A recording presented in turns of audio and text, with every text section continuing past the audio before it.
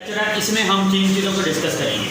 सबसे पहली चीज़ है ग्राम एटॉमिक मैस, दूसरा ग्राम मॉलिक्यूलर मैस और तीसरा ग्राम फार्मूला मैस। अब ग्राम एटॉमिक मैस को अगर हम डिफाइन करें तो ग्राम एटॉमिक मैस जो होगा वो एक ऐसा मास होगा, किसी भी एटम का मास होगा जिसको हम ग्राम में रिप्रेजेंट करेंगे। किसी भी एटम का मास जिसको हम ग्राम में जाहिर करेंगे उसका नाम देंगे ग्राम एटॉमिक मास का। मतलब आप कह सकते हैं व्हेन द mass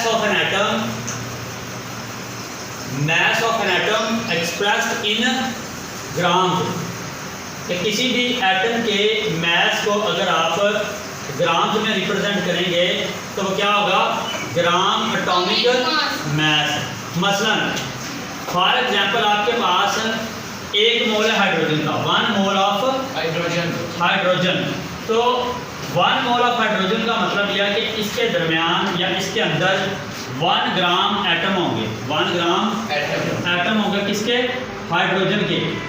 और इसको आप ये भी कह सकते हैं कि जो ग्राम एटॉमिक मैस है उसको बेसिकली हम क्या कहते हैं, मोल भी कह सकते हैं। क्या कह सकते हैं, मोल। अब ये ग्राम एटॉमिक मैस तकरीबन मोल के बराबर होता है। अब वो कहता है कि अगर 1 मोल होगा आपके पास हाइड्रोजन का तो आपके पास वो किसके बराबर होगा, 1 ग्राम एटम ऑफ हाइड्रोजन। अब इसका मैस कितना होगा, 1.008 ग्राम। कितना होगा, 1.008 ग्राम। इसी तरह अगर आपके पास 1 मोल होगा कार्बन डाइऑक्साइड का तो कार्बन डाइऑक्साइड का 1 मोल किसके बराबर होगा, 1 gram atom of carbon dioxide. Carbon dioxide तो किसके बराबर होगा, 12 ग्राम। इसी तरह हमारा जो दूसरा है ग्राम मॉलिक्यूलर मैस। अब ग्राम मॉलिक्यूलर मैस को अगर आप डिफाइन करें, gram molecular mass, gram molecular mass को जब किसी भी when molecule of an atom, when molecule of an atom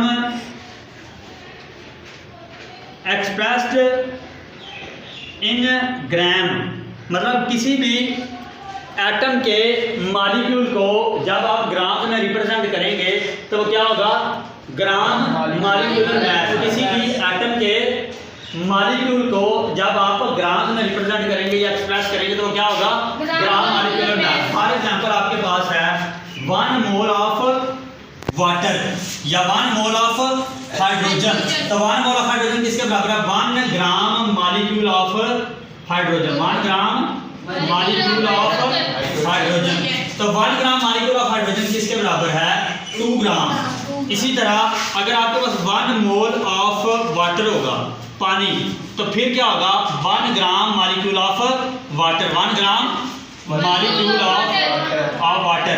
1 gram molecule of water किसके बराबर है, 18 ग्राम। 18 ग्राम, ठीक है जी।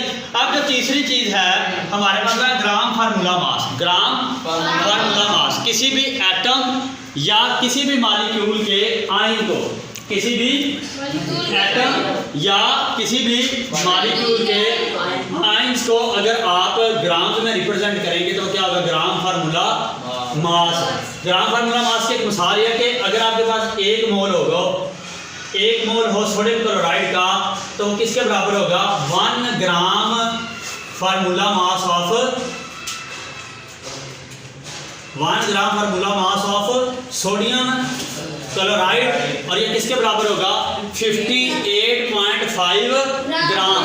अब ये जो 58.5 ग्राम है ये क्या है, 1 gram formula mass of sodium chloride. इसी तरह हमारे पास जो दूसरी एग्जांपल है 1 mole of calcium carbonate CO3, तो ये किसके बराबर होगा, 1 gram formula mass of calcium carbonate तो किसके बराबर होगा, 100 ग्राम, 100 ग्राम। अब FM का मतलब यह है कि फार्मूला मैस, इसको शॉर्ट फॉर्म में मैंने लिख दिया है। अब इन फार्मूला मास को वैल्यूज़ को हमने अच्छी तरह से करना याद, और इसी जितनी जैसी बुक पे वैल्यू लिखी हुई हैं वैसे ही आप इसकी वैल्यूज़ याद करके आएंगे। ठीक हो गया। अब इसमें यह क्वेश्चन लॉन्ग क्वेश्चन भी आता है और शॉर्ट भी आता है। तो इसमें लॉन्ग और शॉर्ट